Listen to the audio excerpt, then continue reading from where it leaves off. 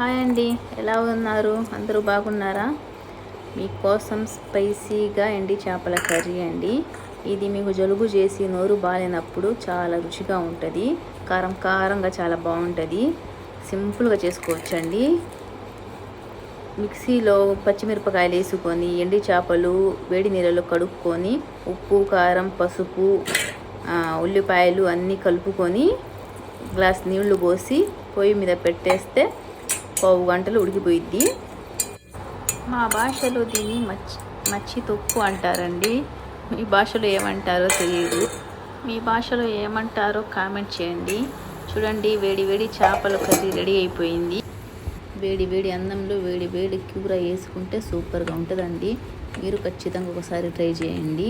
మీకు నచ్చితే సబ్స్క్రైబ్ చేయండి, లైక్ చేయండి.